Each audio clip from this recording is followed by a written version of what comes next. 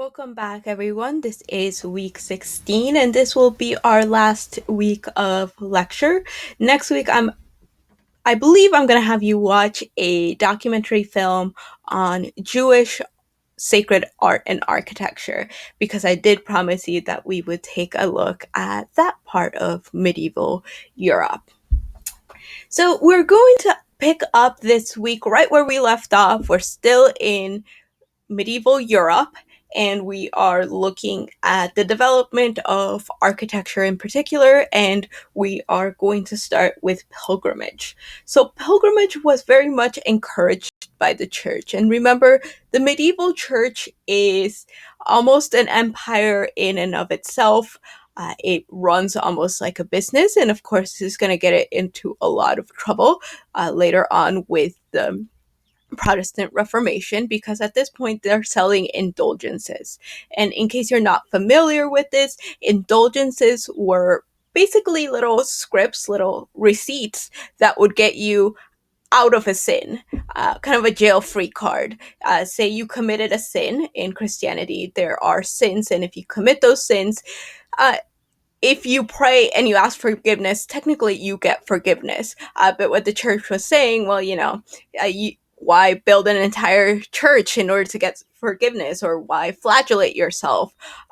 You can just pay the church, make a small donation, and we will absolve you of your sins, right? So that is one of the ways that the church is getting all of this money to build the type of grandiose cathedrals and to create the art that they are having commissioned.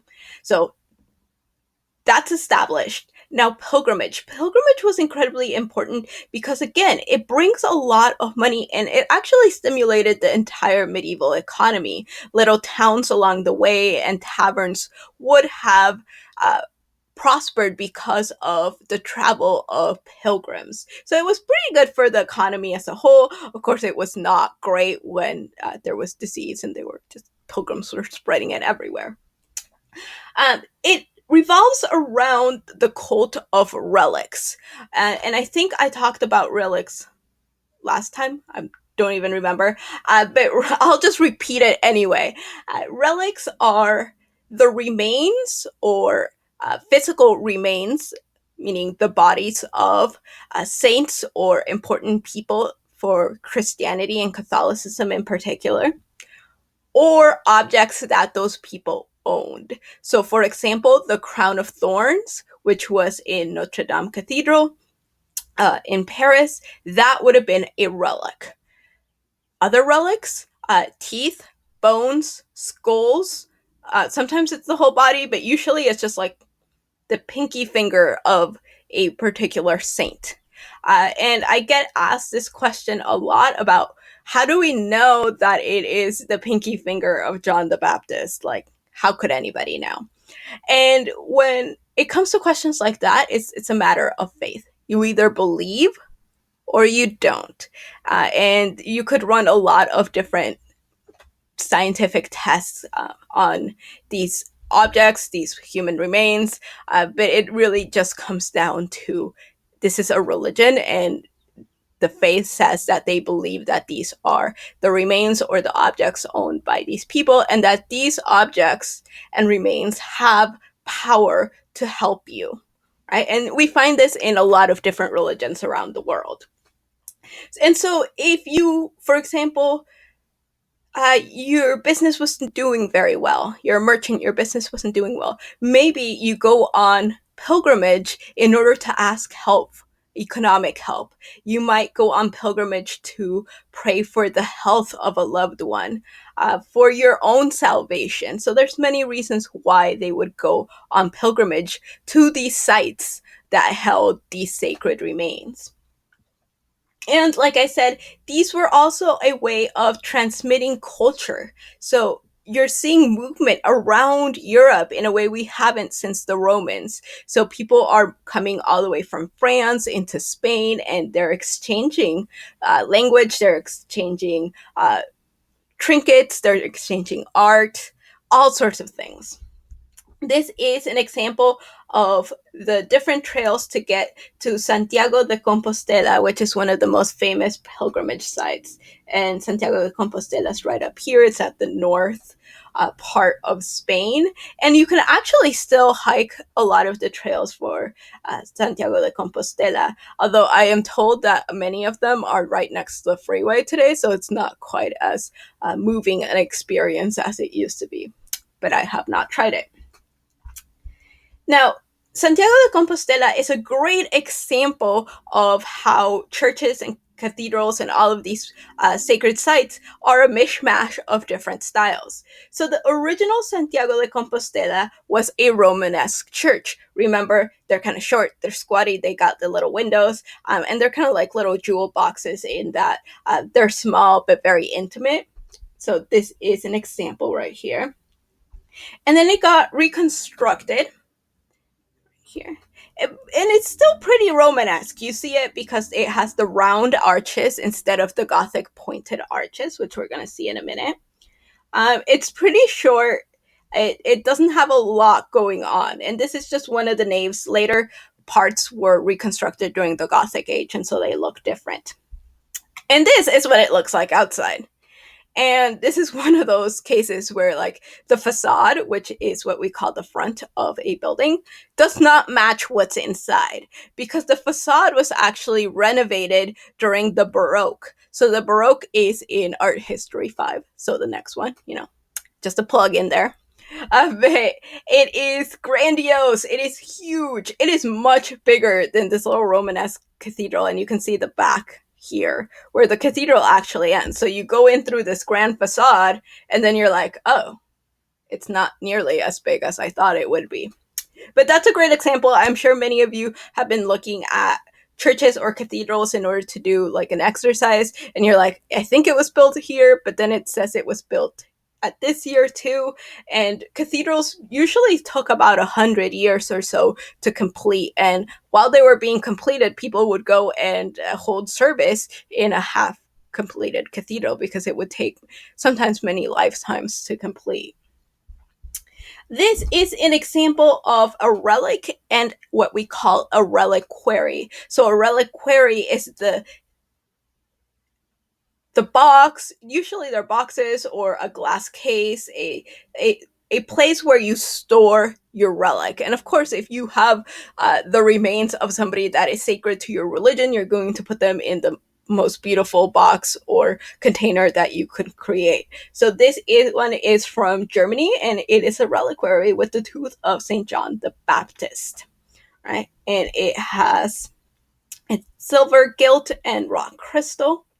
And the reason I show you this one in particular is because you can see even sculpture, right? It has an architectural quality to it. You have the steeples, right?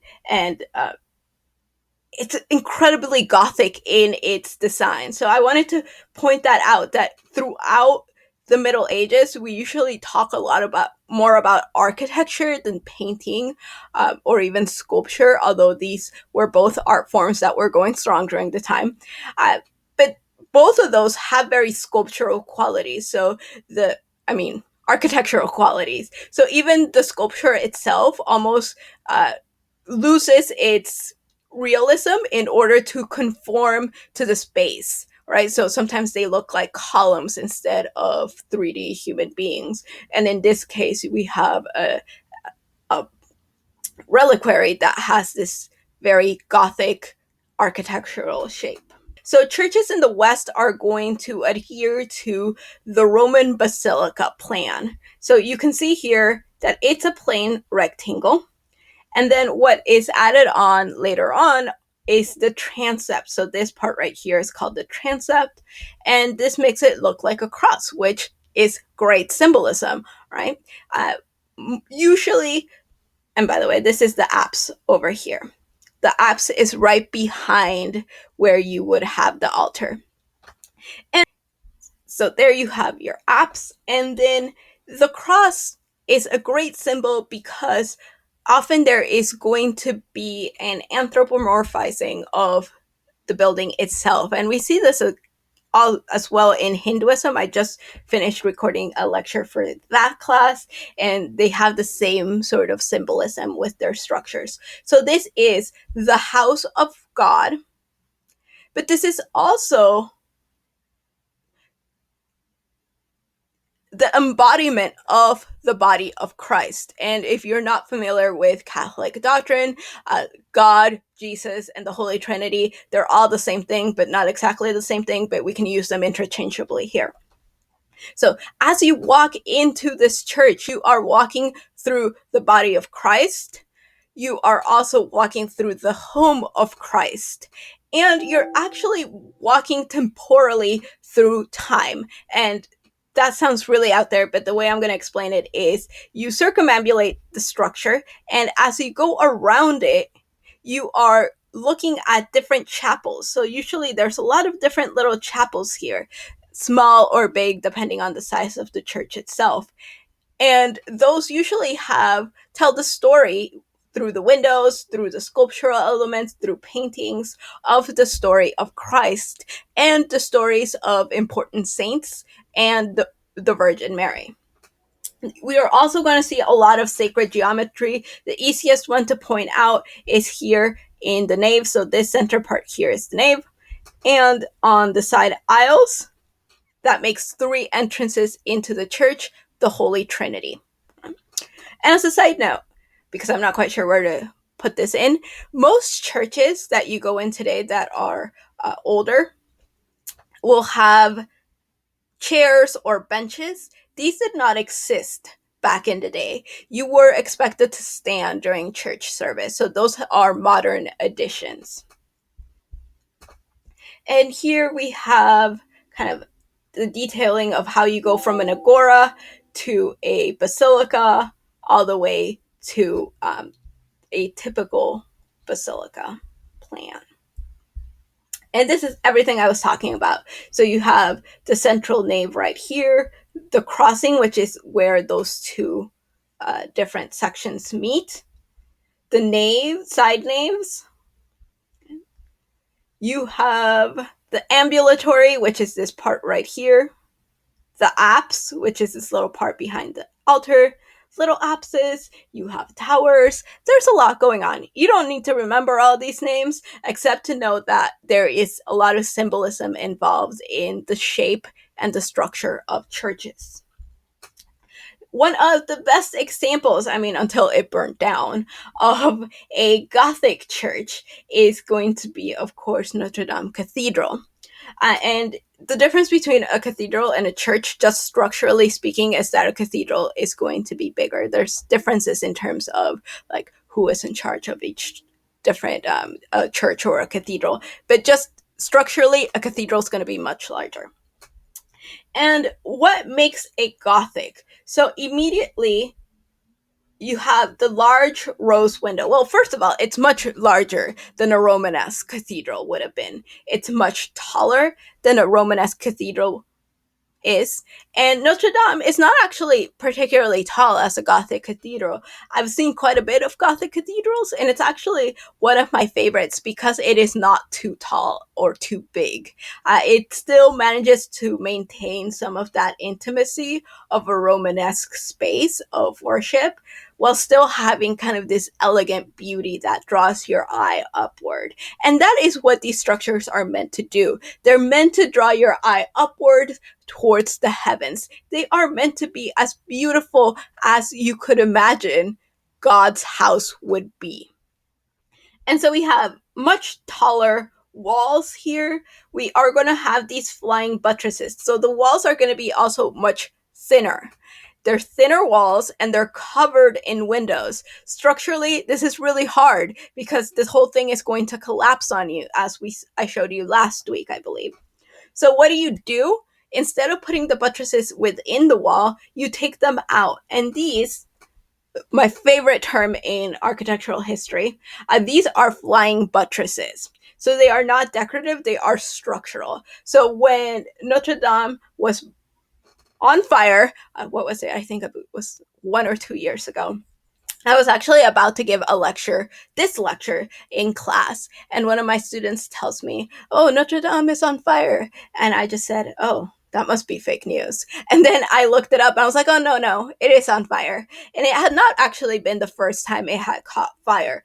There is a reason why they were building in stone at this stage, because they didn't want it to catch on fire. Uh, and I was pretty sure that it would not burn completely to the ground.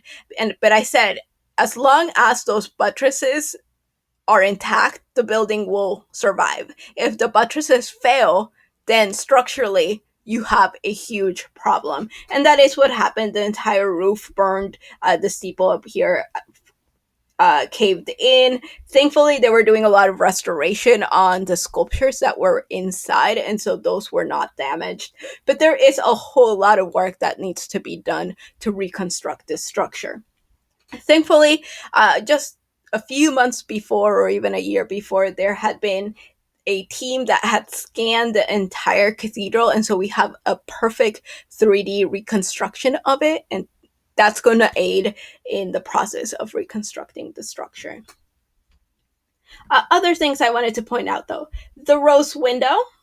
Right, so lots of stained glass, the rose window, these pointed arches, and that's going to be one of the biggest identifying marks for this is Gothic. You have those pointed arches, and those pointed arches are going to come through the Islamic empires of the South. So, yes, even a style that is very Western European has Eastern influence, just to show you that even though this is a time where we think that people were not exchanging, they were not in communication with each other, they were, and they were exchanging ideas and technology and uh, knowledge as well.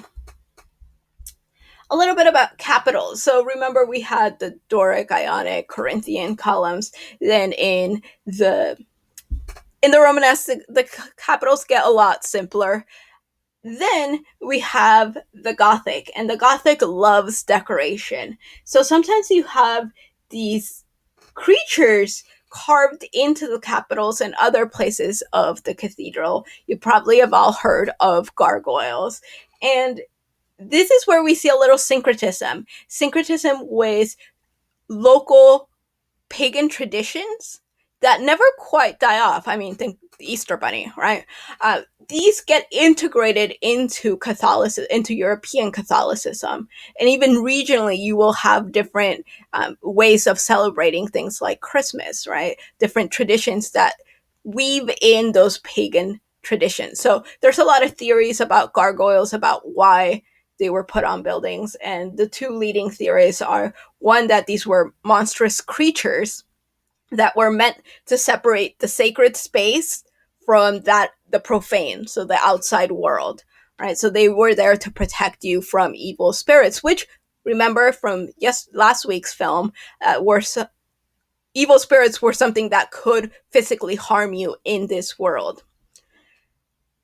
You also see theories that say that these were just the stonemasons having some fun. People in the Middle Ages were incredibly creative, especially when it came to imagining hell and monstrous creatures. And they were just kind of having fun, and whoever was doing the oversight of the cathedral never really caught them or didn't care, because some of these gargoyles and grotesques, as we call them, are doing some strange things. I don't have the picture here, but there's one where it's carved into the actual cathedral inside in the capitol, and there's just this guy peeing. Or sometimes there is kind of sexually explicit things going on. So there's all sorts of theories there. Pick your favorite. But we also see carved into these capitals, again, the story of Christ. So there's kind of a mishmash of iconography going on inside of these spaces. There's different types of vaulting, and these types of vaulting, I'm not going to get a whole lot into them, but they make it so that you can build, again, taller, you can build wider, and structurally they are an advancement. They're actually also very beautiful. So here we have the race to build the tallest cathedral. So we start in Laon with 80 feet, then Paris is 107, Chartres 118, Amiens 144 feet, and I think not here is Beauvais. Beauvais is even taller, and it they basically figure out how tall you can build until it collapses. It collapsed, and even today, it's still just kind of half collapsed. It was not completed after its collapse. But you can see how each town would have competed with another town to build the most beautiful, the biggest cathedral that they could create. This is Amiens. You can see this is just soaring up into the sky. And there's often the metaphor that all of these columns are almost like trees, the trees of paradise. Many of these would have been painted originally, and oftentimes it's the ceiling that's painted, and it would have had like stars painted on them. The columns would have been painted also as well. So just like we saw in ancient Greece, many of these spaces were very colorful. This is an example of a portal, and all of the different words I won't throw at you. But this, the tympanum right here, this sculpturally is a very important part of the cathedral.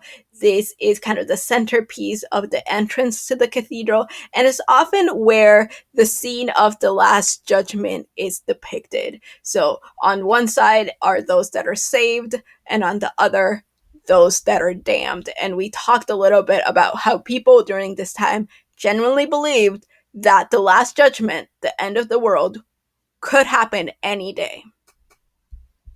So this would have been imagery that would have resonated with people. Here we have a closer look at that one tympanum. And you can see, these people saved. These people, not so much. Stained glass. So stained glass was also a big proponent of Gothic architecture. And there's a lot of symbolism having to do with God's light as it enters the cathedral itself, the church. And so having this glittering light shine in would have been awe-inspiring. And I think when we look at these spaces in person, yes, it's awe-inspiring because you're like, this is really old and really beautiful. But at the same time, we see really tall buildings all the time. And we're not as awestruck as people would have been back then. Remember, the world was very different. Most of the houses were built out of timber, right? Nothing was more than probably 2 stories, maybe 3, during this time period. So it's not the Roman Empire anymore. But then maybe you live in this little town and you go on pilgrimage and you get to this amazing soaring structure, and it wouldn't have been difficult to believe that this was the house of God. It would have been almost like seeing the pyramids if you were living in ancient Egypt. It would have been awe-inspiring. And just the light shining in through these windows, illuminating the story of Christ, would have been absolutely amazing to see. And I bring in this example because this is from Sainte-Chapelle, and Sainte-Chapelle was the king's private chapel, and it's just right off of Notre Dame de Paris. And I always tell people, make sure you see Sainte-Chapelle because it is just a little jewel box of medieval architecture. And this is what I mean by it was usually filled with color. And you lose a lot in with electric lighting inside, but with the original candlelight and the light coming in, and it's dimmed with the stained glass because it's colored glass, but it glitters in that same way that the mosaics glittered in the Byzantine Empire. It creates a play of light within the space. You also have all the gilding and the color and the painted ceiling. So this gives us a better idea of just how awe-inspiring these spaces would have been. Next, I am going to talk a little bit about castles, and this is usually a fan favorite for my classes. So usually when we think castles, we either think of two different structures. So the one on the left, which is basically the Disney castle. This is Neuschwanstein Castle in Bavaria. Or on our right, and I don't remember where this one is, but it is in Britain. I don't remember the exact place. But this is a medieval castle. This is a medieval castle, the one in England here. It's very traditional.